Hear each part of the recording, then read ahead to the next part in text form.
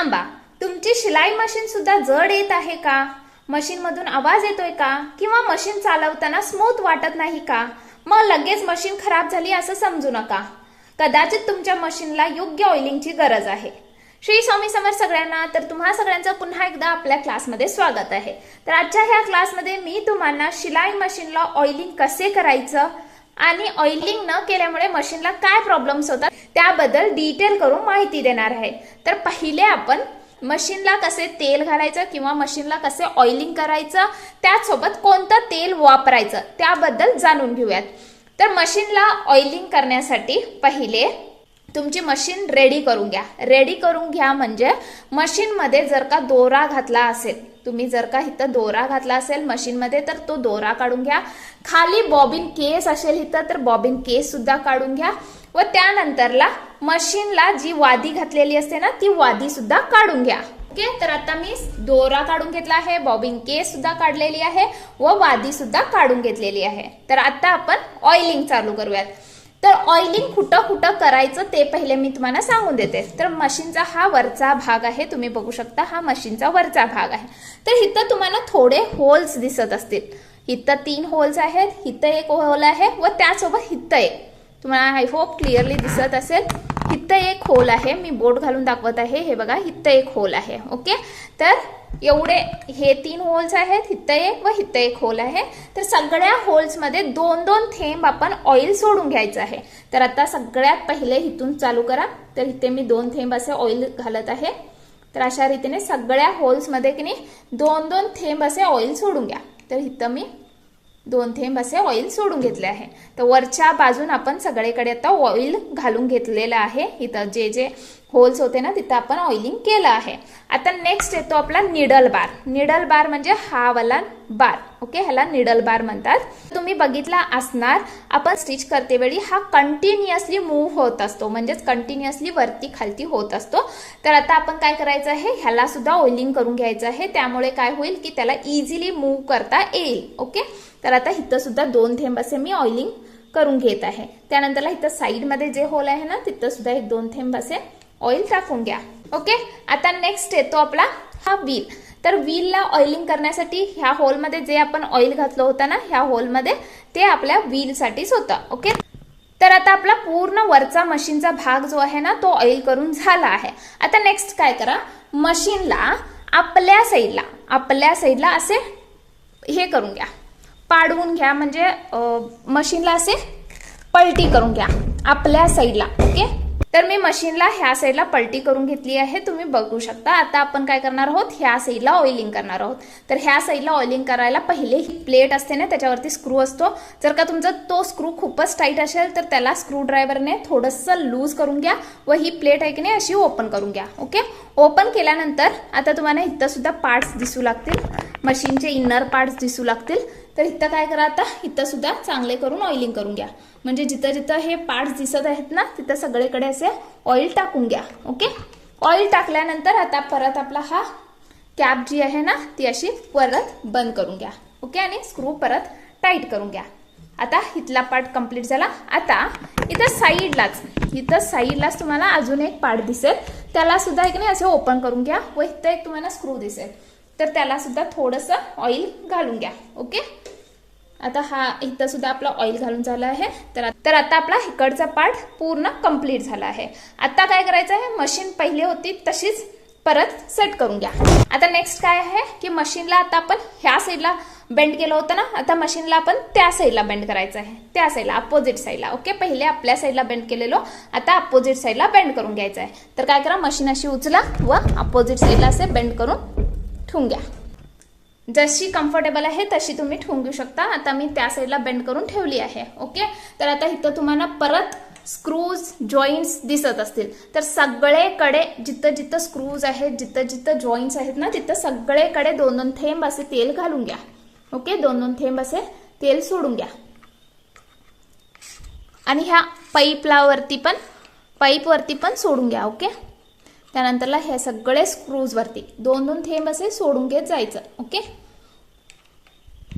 जास्त ऑइलिंग सुद्धा करायची नाही, त्यामुळे काय होईल की एक्सेस ऑइल जे उरेल ना त्याच्यावरती सगळी घाण बसेल.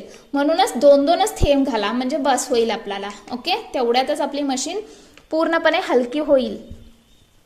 आता आपण पूर्ण इथं ऑइलिंग केलं आहे. आता इकडं आपला शटलचा भाग आहे, मी तुम्हाला दाखवते. तर आता हा आपला शटलचा भाग आहे, जिथं आपण बॉबिन व केस घालतो ना तो वाला भाग, त्याला शटल असे सुद्धा म्हणतात. इथं आपण बॉबिन व केस सेट करतो. तर तिथं सुद्धा आपण काय करायचं आहे की 2 थेंब ऑइल घालून घ्यायचं आहे. तुम्ही बघितलं असणार मशीन आपण जेव्हा जेव्हा मारतो ना हा शटलचा भाग कंटिन्युअसली वर्क होत असतो. ओके, तर तिथं सुद्धा आपण काय करा 2 थेंब ऑइल असे चांगले करून टाकून घ्या. ओके, या शटलच्या भागमध्ये असे चांगले करून सोडून घ्या. त्यानंतरला आता आपला खालच्या भागची सुद्धा चांगली करून ऑइलिंग कंप्लीट झाली आहे. ओके, तर आता आपली मशीनची पूर्णपणे चांगली करून नीट करून ऑइलिंग कंप्लीट झाली आहे. तर आता मी मशीनला पुन्हा जसे होती ना तशी सेट करून घेतली आहे. आता काय करा वादी बसवा व मशीनला एक नाही आपण थोडं पळवायचं आहे, म्हणजेच मशीन थोडी रन करायची आहे. त्यासाठी मी आता वादी घालून घेत आहे. आता मी वादी घालून घेतली आहे. दोरा व बॉबिन घालू नका, आपण एम्प्टी मशीन तशीच रन करायची आहे. तर आता मी मशीन थोडी चालवत आहे. आता मशीन मी चालवत आहे, तुम्ही बघू शकता. ओके, तर अशा रीतीने थोडीशी मशीन चालवून घ्या. व आता ऑइल घातल्यानंतर मशीन आहे की नाही ती 2 ते 3 तास वापरू नका. शक्यतो तुम्ही काय करा माहिती आहे का, आज रात्री म्हणजे रात्रीचं ऑइलिंग करा व नेक्स्ट डेच मशीन वापरा, म्हणजे फुल 12 तास त्या मशीनला रेस्ट भेटेल व ऑइल जे आहे ते चांगलं करून सगळे पार्ट्स ॲब्झॉर्ब करतील, त्याच्यामुळे सगळे पार्ट्स चांगले लूज होतील. ओके, तर त्यासाठी पूर्णपणे त्याला 12 तास रेस्ट द्या. ओके, आणि नेक्स्ट डे जेव्हा तुम्ही परत शिलाई चालू करता ना तेव्हा काय करायचं, एक वेस्ट पहिला कापड घ्यायचं, त्याच्यावरती पहिला शिलाई घालायची, त्यानंतरच चांगल्या कपड्यावरती शिलाई मारायची. ओके, तर अशा रीतीने तुम्ही ऑइल घालून मशीन वापरायची असते.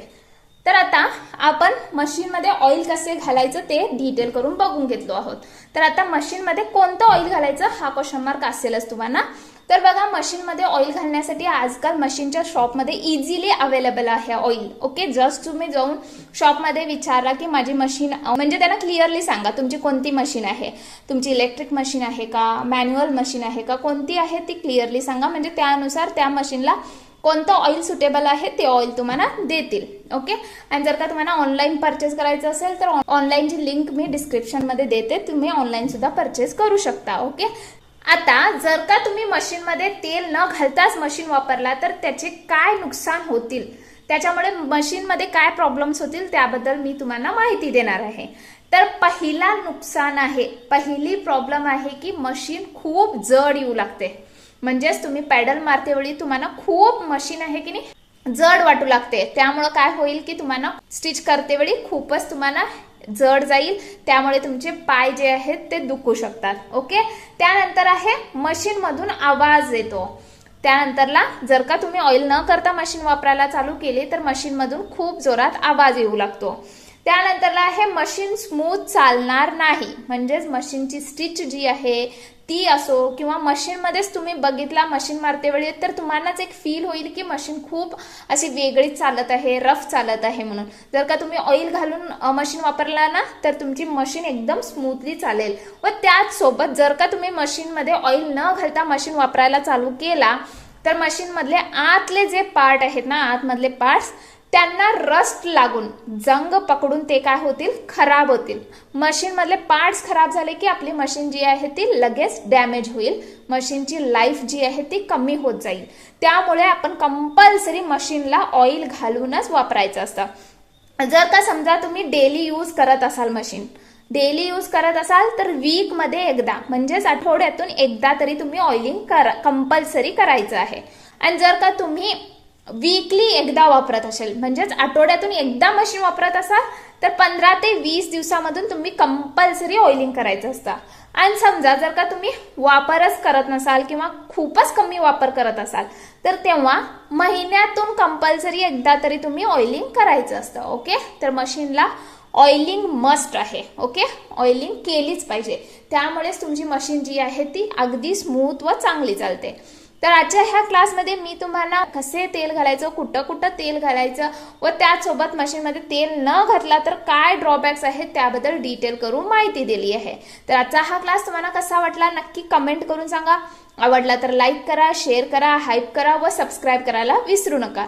तर भेटूयात नेक्स्ट क्लासमध्ये. तोपर्यंत हसत राहा, शिकत राहा व मेन म्हणजे शिवत राहा. Bye bye.